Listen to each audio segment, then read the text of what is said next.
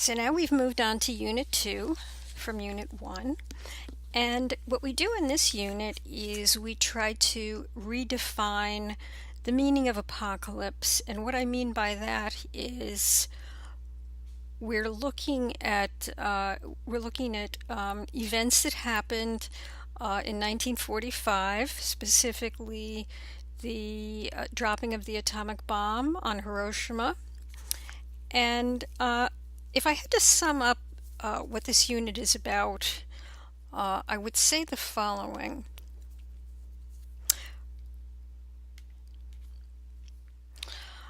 Um, First of all, and we'll talk about that in a second, redefining the apocalypse, and also real versus imagined apocalypse. The reason I say that is because you've just read a book that is autobiographical. In some ways, it's semi-autobiographical, but for the most part, most of Barefoot Gen is a very real story, as you'll learn as we go along. The other thing is personal versus local, national, regional, global apocalypse. I like to make the point that apocalypse has changed, has evolved since our, looking at what we looked at in our first unit, and by reading Barefoot Gen, you probably have an idea of what I'm talking about because the character of Gen experiences a very personal catastrophe or apocalypse, which we'll talk about how we're redefining it in a second. The other thing is orphan children in apocalypse. We're going to be looking at another film during this unit, which is called Grave of the Fireflies, which is another story that is about a children in an apocalypse during Japan in World War II. And throughout the rest of the semester, another theme that we're going to continue to look at is the idea that popular media of a particular time can sometimes reflect the fears of the people. And again, that will begin to make more sense as we go along. Let's take a look at one of the first articles we're going to read is called Atomic Bomb and Nuclear War. It's actually part of a chapter that was written by one of the historians that you read about in Unit 1, Paul Boyer. And this particular reading serves as a transition between Units 1 and 2 because it discusses how religious people, Christians or people who believe in religious apocalypse as opposed to a secular apocalypse, how they try to make sense in their head, like what is the meaning of the dropping of the bomb, the creation of nuclear bombs that could potentially wipe out a large portion of the world or a region or so on and so forth. And this is if for those of you who have looked at the syllabus, and I hope you do take a look at it for Unit 2 because it's really important that you kind of do that, although I have changed a couple of minor things. But I think this quote is very relevant to the to Unit 2 and certainly to Unit 3, which is the celebrators, meaning of course people who thought it was really great after the atomic bomb dropped on Hiroshima and Nagasaki because it ended the war. The celebrators hoped they are vaporized, our Japanese brothers, scattered men, women, and babies to the four winds over the seven seas. Perhaps we will breathe their dust into our nostrils, feel them in the fog of New York in our faces, feel them in the rain. And this was from a war activist named Dorothy Day. And it's very telling of the way that she felt about the dropping of the bomb. And of course, there's two sides to that story. Uh, of course, from the perspective of Americans and based upon the media they were seeing, they had no idea what really happened when the bomb dropped. But again, that's something that's going to come, but you just want to sort of keep it in mind. We're going to be looking at some scenes from the animation Barefoot Gen. Of course, you read the book. This is a color animated version. And we'll be exploring what the experience is like seeing it animated versus reading the book. You'll also be seeing scenes from a film called Grave of the Fireflies, which is about the dropping of, actually, it's about firebombing of the town of, or the city, I should say, of Kobe, Japan, during the same period as during World War II. It was toward the end of the war when this story is supposedly representing 1945, toward the end of the war, probably the last month of the war before Japan surrendered. And during the war, during our conflict with Japan, the U.S. consistently dropped daily and consistently and randomly dropped bombs over Kobe, Japan, and that particular area. There were a lot of military bases there, or rather in the area, but there were a lot of civilians that lived there. So a lot of people, a tremendous amount of people were killed in that area. So, matter of fact, the difference between Grave of the Fireflies and one of the differences and Barefoot Gen is that Barefoot Gen is a sudden apocalypse. Hiroshima was rarely bombed. There were a lot of air raids, but they turned out to be false alarms, so people became sort of complacent. As opposed to Kobe, Japan, where there were firebombs every day, all day. So it was a very, very slow kind of apocalypse. This is you're just going to watch one scene from this. This was a live-action Barefoot Gen film that was it was a TV miniseries that was shown, I think it was around 2007. So the question we're going to grapple with here is, well, what is it like to sort of transform this this film, I mean, this book, and then into an animation, and then into a film in 2007? What is the experience? What is the experience of seeing something like this that's partially censored because it's on TV, so they can't show the same gory scenes they showed in the film, or even for that matter in the book. And of course, people are probably it's probably a lot cleaner, and people are probably a little bit better looking than they were in real life, but we really don't know. So another question we're going to ask is, well, this is an apocalypse of sorts. Is it good to rather is it ethical to create something like this for people's entertainment, or does it bring more of an awareness to people in the new millennium versus what they might have known before? And we're also going to look at a live action Grave of the Fireflies, just another scene from it to kind of compare the difference between the two. Because in a way, the stories are similar because they're about, and I might have already said this before, so please excuse me if I did.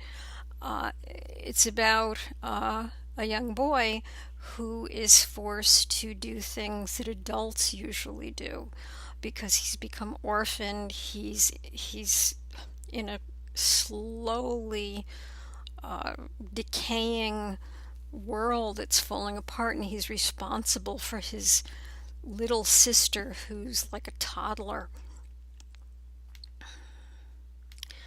Okay, and this is another thing we're going to take a look at. These are, we're going to take a look at a few cartoons that were done during World War II. You only have to watch like a minute or two of them just so you can get an idea of the content. They're cartoons for kids, but they're also serve as propaganda. And the thing that I want you to notice about these is you'll see popular characters. This is, I don't know if you've ever heard of Popeye. I guess he would still be known by you, but he was a popular cartoon character for many, many years, a sailor.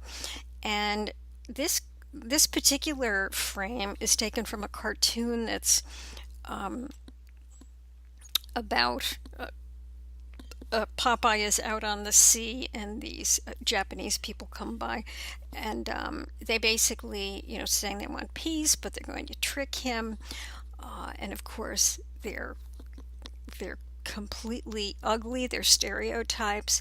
They have big buck teeth, slanty eyes, and you'll see this stereotype again in the other pieces. One of them is Bugs Bunny, and another one is something that sort of resembles some of the cartoons around that time. And with the exception of this, the others are in color. They have the Japanese people have very, very yellow skin, and one wonders where they got this stereotype from, because certainly Japanese people rarely look this way, and their skin isn't literally yellow. So, another thing we're going to look at, if we have time, because, there's only 3 classes, is when someone is the other, when we're against someone, when we have to look at people as maybe objects, as animals, as vermin in order to hate them. Does it make it easier to kill them or destroy them? So that's another thing we're going to take a look at. Sounds like an exciting unit, doesn't it? This is kind of a, I guess, morbid picture, you might say. This is from a documentary we're going to watch.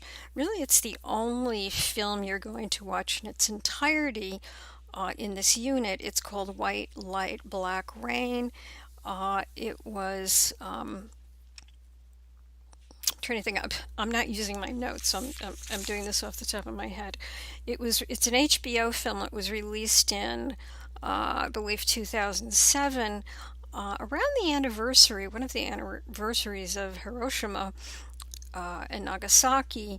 And what's fascinating about this is they interview Kiji Nakazawa, who is the author of Barefoot Gen, who, by the way, is Gen in the book. He changed his name, which is partly why some people call it semi-autobiographical. But according to, when you listen to this, when you listen to him talk as an older man, he goes into quite a bit of detail about the fact that the way that he created that comic, it's the exact way that he remembers it. And he claims that even as an old man, he remembers every single detail about the bomb dropping and what happened to his family. It's actually a very, very chilling story. And as I talk, I hope you understand what I mean when in the beginning when I said real versus imagined apocalypse, because it's kind of, sometimes it's fun to watch popular television shows or maybe play video games where you're killing zombies or you're at war. But when you're reading about an apocalypse that's real, that really happened, it's kind of a different feeling. It's all of a sudden it's not exactly entertainment anymore. Oh, I guess that was my last slide. Anyway, in conclusion, you're also going to be reading um, a um, a chapter in a book from an author called Susan Napier.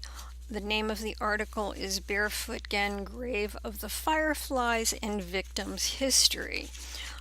You'll probably be able to use that um, as a source, because you'll also notice when you look through Unit 2 on Moodle, you have a midterm paper that you're I shouldn't call it a midterm paper, it's actually a midterm essay.